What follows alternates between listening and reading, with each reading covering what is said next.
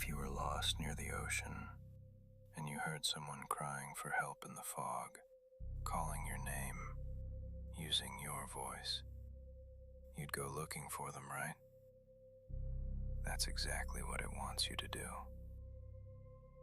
Hey everyone, before we get into today's story, just a quick warning. This isn't my usual content, and it's definitely not your typical folklore retelling, because most people think they know what a Kelpie is, but the stories we tell, they're not the truth. They're just the version we can live with. A water spirit, a shape-shifting horse, something that lures you in and drowns you. But tonight's story, that's not what this thing does. Not really. So if you're near water, if you hike alone, or if you've ever trusted a voice in the dark, you might want to pay close attention to this one. Most people think the Kelpie is a horse. That's the version that survived. That's the version people were comfortable passing down. But folklore doesn't preserve truth. It preserves what people can live with.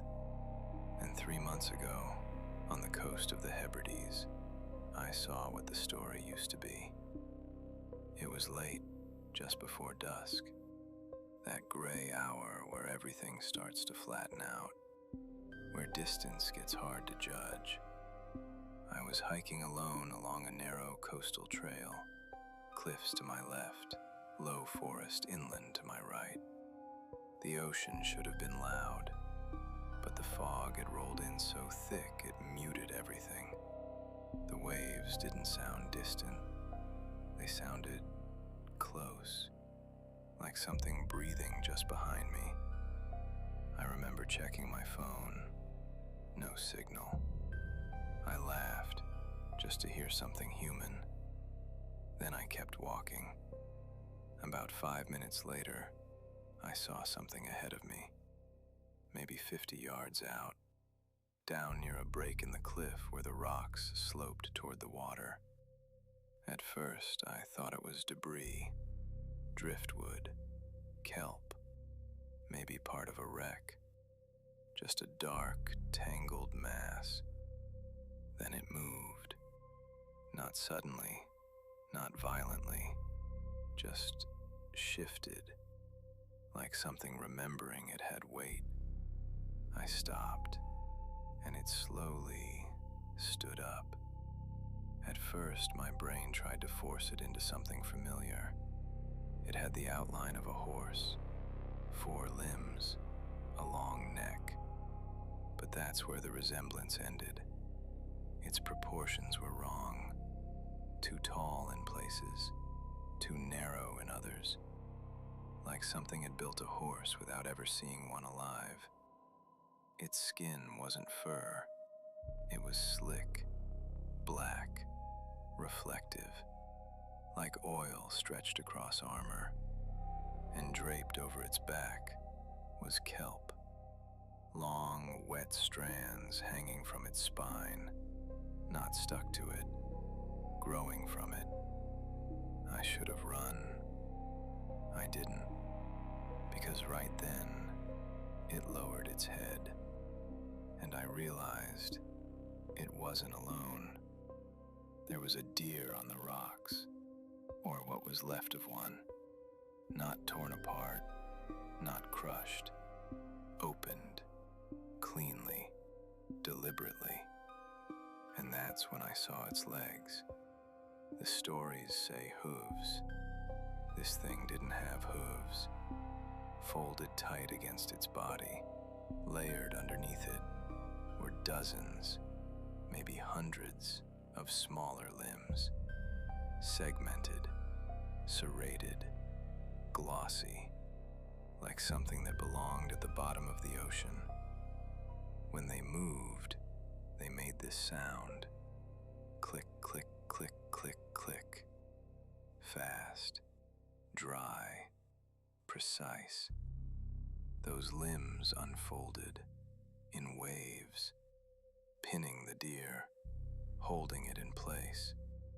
And then They started stripping it, not tearing, not ripping, carving. Perfect strips of flesh, removed one after another. Clean, controlled, efficient. And then, all at once, the clicking stopped. There's a moment when a predator realizes it's not alone. Everything just tightens. That's what happened. It didn't snap toward me, didn't jerk. It just knew. Slowly, it lifted its head. Its face wasn't a face. It had this pale, concave plate of bone, like a mask. No eyes where there should have been, just dark recesses, too forward, too deep. And beneath that, where a muzzle should have been, there was movement. Thin, translucent tendrils, constantly shifting, touching the air, tasting it. Then they turned toward me, and I realized it hadn't seen me. It had smelled me. The front of its face opened, not like a mouth, like the whole mask separating. Inside was something pale, wet, and lined with too many inward-folding structures to be teeth. I ran. I turned and sprinted back down the trail, slipping, catching myself, barely keeping my footing. And behind me, the clicking started again, louder, faster. Not hooves, not footsteps. A rapid, skittering barrage, like hundreds of sharp sticks striking stone in perfect rhythm. I made the mistake of looking back. It wasn't on the trail. It was on the cliff face beside me. Its body stayed level, while those limbs drove into the rock, letting it move across the vertical surface like gravity didn't matter. The kelp streamed behind it, those smaller limbs blurred with speed, and it was gaining on me. Fast, too fast. The fog would swallow it, then thin, and I'd see it again.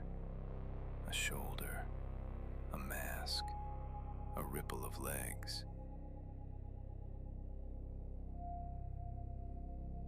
At one point, it hit the stone near me, and the sound was like knives driven into wood. I could smell it then. Salt, rot, blood. The trail finally bent inland, into a dense patch of twisted coastal forest. I didn't think. I just threw myself into it. Branches tore at my arms. Thorns caught my clothes. I pushed until I couldn't anymore, then dropped flat, buried in brush. And I didn't move. The clicking came closer, closer, closer, then stopped, right at the edge of the trees. Silence. Then, tap. Something touched a tree. Wet, soft, testing. I turned my head just enough to see. It was in the trees, not fully visible, just pieces of it between trunks, shifting in and out of view. A limb, part of its body, that pale mask, floating in the dark. The tendrils moved constantly, touching bark, stones, the ground, searching. And I realized it wasn't standing still. It was circling. Then it made a sound. At first, just a wet rasp, like something trying to breathe and speak at the same time. Then it changed.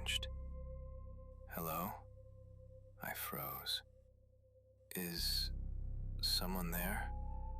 It sounded almost human. Almost. Then it spoke again, in my voice. I think I fell. A broken inhale.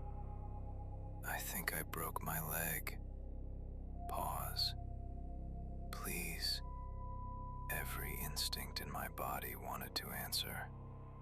That's the worst part. It knew exactly what sound would pull someone out of hiding. So it kept going. For hours. Sometimes it sounded like me. Sometimes like someone else. Once, like a child. Crying. Real crying. Ugly. Desperate. Then laughing. Then silence. Then, can you see me? Always just far enough away that you'd have to stand up to find it.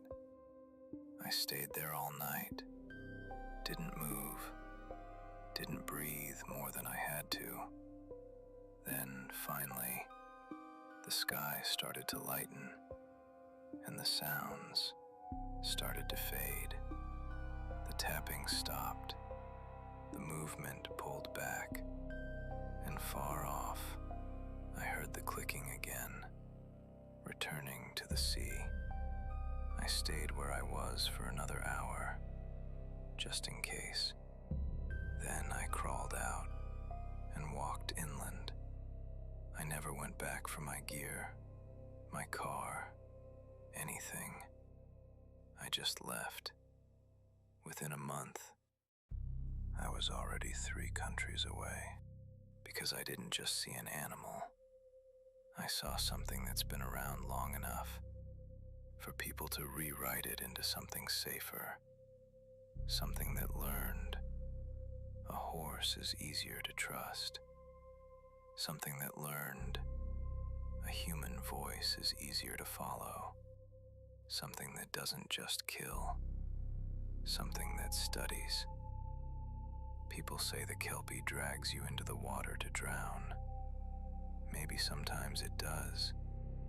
But after hearing it search for me, after hearing it try to be me, I don't think drowning is the point. I think the water is just where it lives. So if you're ever near the ocean, or a lake, or any stretch of dark water, and the fog rolls in thick enough to hide shapes, and you hear something moving out there, too fast to be hooves, and then you hear someone calling for help, and the voice sounds just slightly wrong, do not answer. Do not go looking for the horse.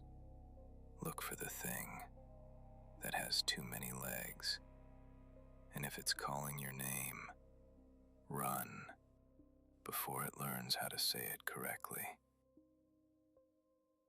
If you enjoyed this story, make sure to like, subscribe, and turn on notifications, because I post new stories every week. And if you've ever experienced something strange, especially near water, I'd love to hear about it. Stay safe out there, and remember, not everything in the dark is trying to kill you quickly.